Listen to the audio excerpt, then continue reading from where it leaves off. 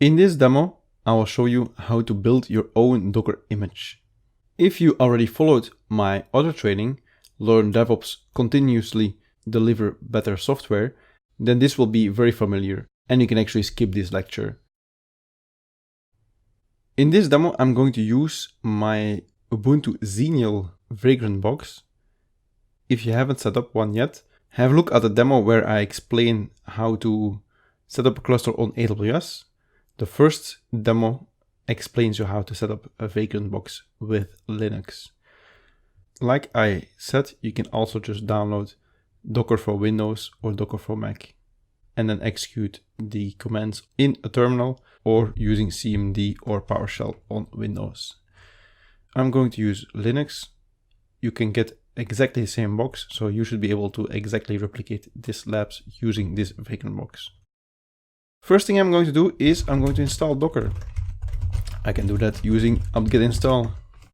So I'm just going to apt-get install docker.io, which is going to install Docker for me. This is going to install the latest version that is bundled with Ubuntu.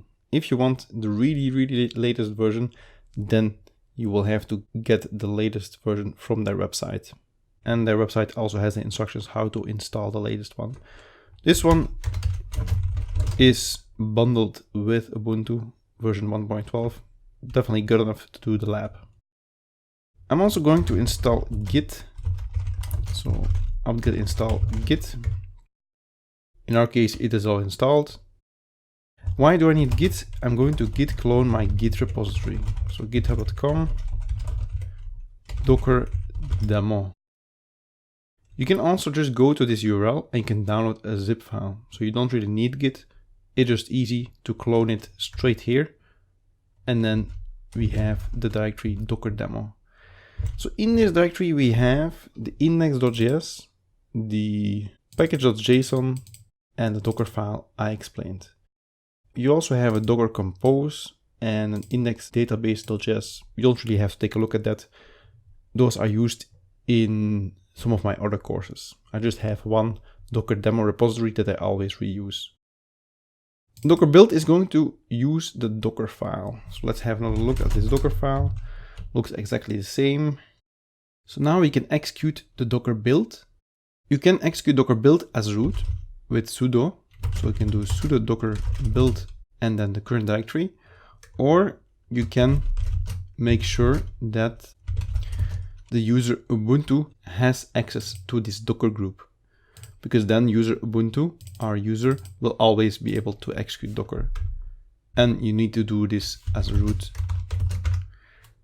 Once you do this, you actually need to log out and log in again. So I'm just gonna exit here, do vagrant SSH again, go to Docker demo, and then now I can do the Docker build of this Docker demo.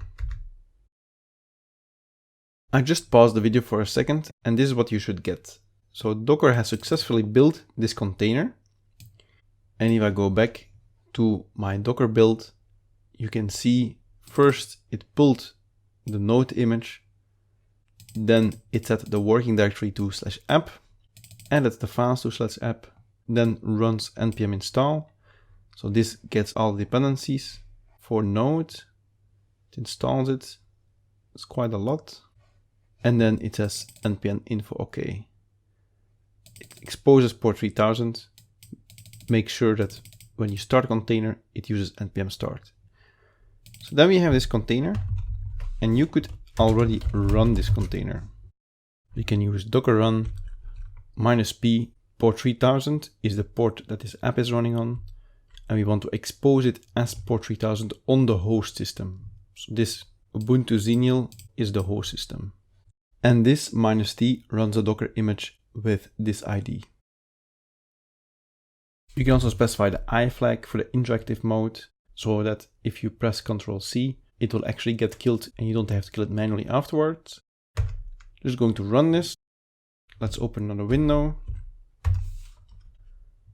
And I'm just going to do curl localhost 3000, and then we have the hello world. So this is the hello world of the index.js. So that's it. Next, I'm going to explain you how to get this image online on Docker Hub so that Kubernetes can download this image so that we can run this image on our cluster.